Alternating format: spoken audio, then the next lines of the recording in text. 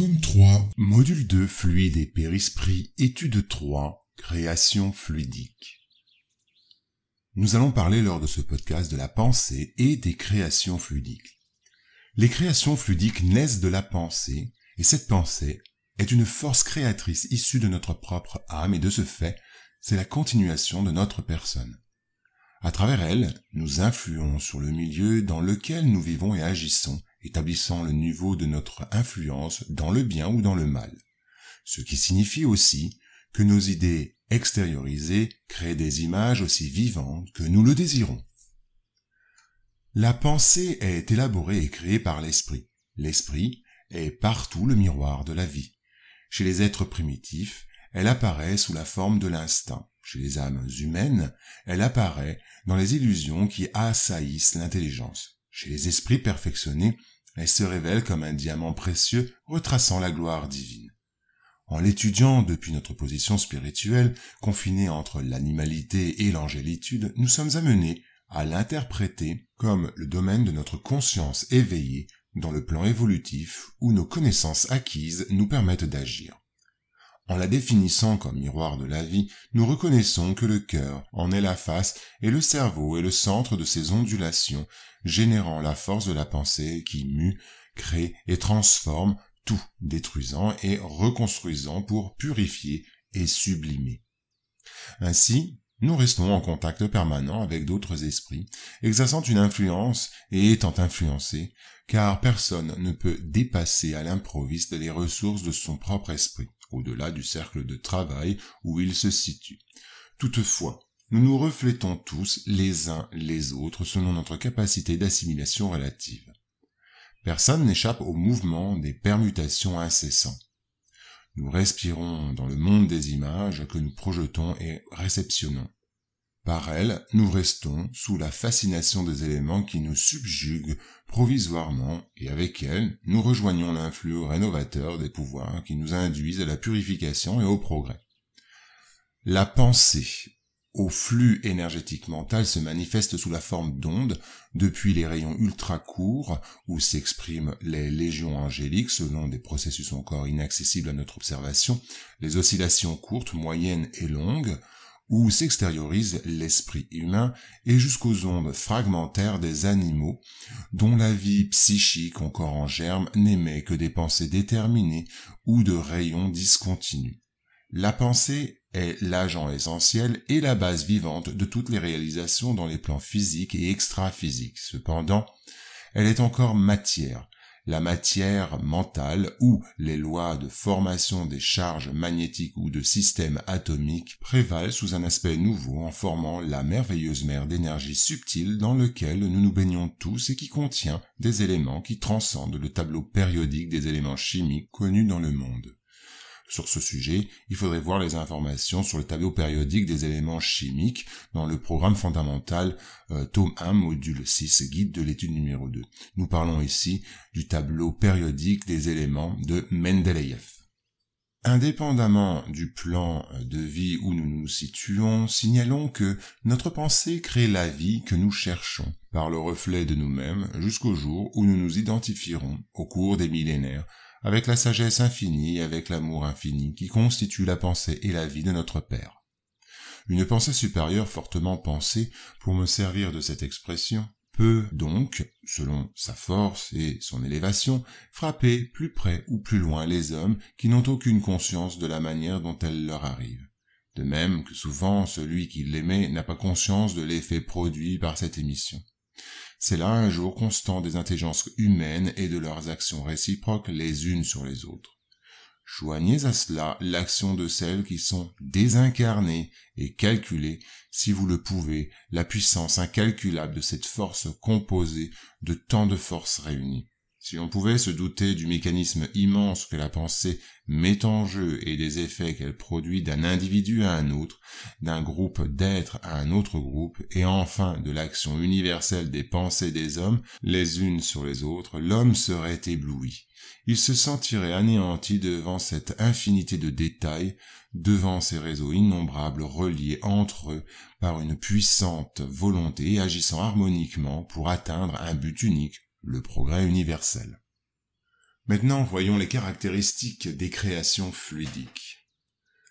Les idées élaborées avec attention génèrent des formes dotées de mouvements, de sons et de couleurs parfaitement perceptibles pour tous ceux qui sont syntonisés sur l'onde où elles s'expriment.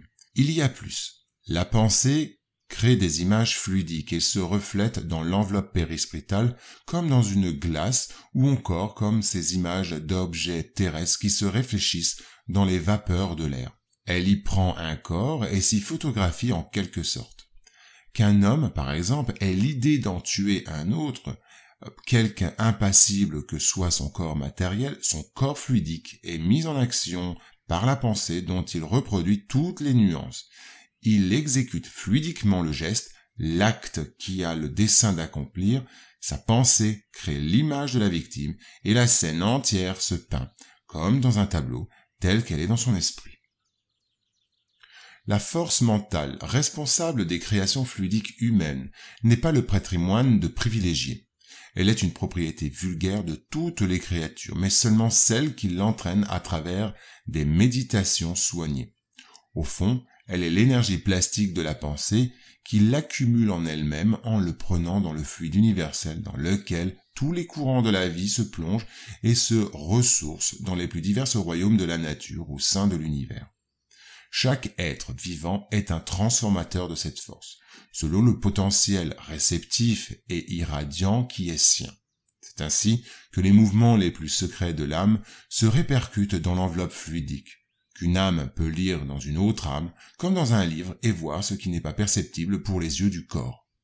Les yeux du corps voient les impressions intérieures qui se reflètent sur les traits de la figure, la colère, la joie, la tristesse, mais l'âme voit sur les traits de l'âme les pensées qui ne se traduisent pas au dehors. La théorie des créations fluidiques ou de la photographie de la pensée est aussi liée aux visions fantastiques, symboliques qui se manifestent dans les rêves ou qui sont rapportées par certains voyants. Les esprits manipulent les fluides par la pensée et la volonté. Ils forment des agglomérations, des ensembles et différentes édifications dans les lieux où ils vivent. Ils en changent les propriétés comme un chimiste change celles des gaz ou autres corps en les combinant suivant certaines lois. C'est le grand atelier ou laboratoire de la vie spirituelle.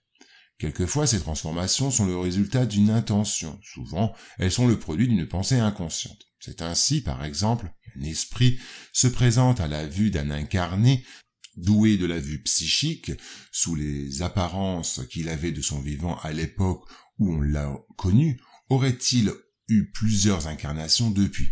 Il se présente avec le costume, les signes extérieurs, infirmités, cicatrices, membres amputés, etc., qu'il avait alors. Si donc il a été une fois nègre ou autrefois blanc, il se présentera comme nègre ou comme blanc, selon celle de ces deux incarnations sous lesquelles il sera évoqué, et où se reportera sa pensée. Par un effet analogue, la pensée de l'esprit crée fluidiquement les objets dont il avait l'habitude de se servir. Un avare maniera de l'or, un militaire aura ses armes et son uniforme, un fumeur sa pipe, un laboureur sa charrue et ses bœufs, une vieille femme sa guenille ou tout autre objet. Les objets fluidiques sont aussi réels pour l'esprit qu'il est lui-même fluidique, qu'il l'était à l'état matériel pour l'homme vivant, mais par la même raison qu'ils sont créés par la pensée, leur existence est aussi fugitive que la pensée. Ainsi, en émettant une idée, nous reflétons celle qui lui ressemble. Cette idée se corporifie rapidement, selon une intensité qui correspond à notre insistance à la soutenir, et nous maintient aussi spontanément en communication avec tous ceux qui épousent cette façon de sentir.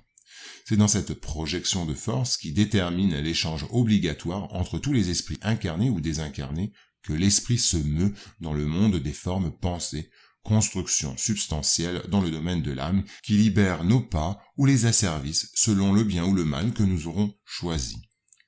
Les formes pensées sont facilement perçues par les désincarnés, même les esprits moralement inférieurs qui les utilisent dans les processus obsessifs. Les actions de ces esprits nous touchent, car ils n'ont aucune difficulté à reconnaître la nature de nos pensées. nous possédons tous, en plus des désirs immédiats courants à n'importe quelle phase de la vie, un désir central ou thème basique des intérêts les plus intimes. C'est pour cela qu'en plus de nos pensées vulgaires qui emprisonnent notre expérience routinière, nous émettons avec plus de fréquence les pensées qui naissent du désir central, qui nous caractérisent, pensées qui deviennent le reflet dominant de notre personnalité. Il est facile de connaître de cette manière la nature de n'importe quelle personne sur n'importe quel plan à travers les occupations et les postures dans lesquelles elle préfère vivre. Ainsi, la cruauté est le reflet du criminel, la cupidité est le reflet de l'usurier, la médisance est le reflet du calomniateur, la raillerie est le reflet de l'ironiste, et l'irritation le reflet du déséquilibré, comme l'élévation morale est le reflet du saint.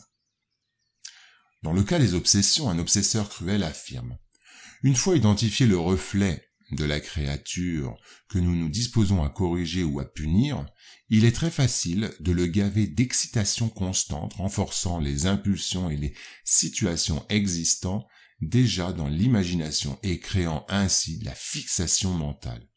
Car ces processus, nous créons et entretenons facilement le délire psychique ou l'obsession, qui n'est autre qu'un état anormal de l'esprit subjugué par l'excès de ses propres créations, qui exerce une pression sur le champ sensoriel auquel est adjointe, de manière infinie, l'influence directe ou indirecte d'autres esprits désincarnés ou non, attirés par son propre reflet.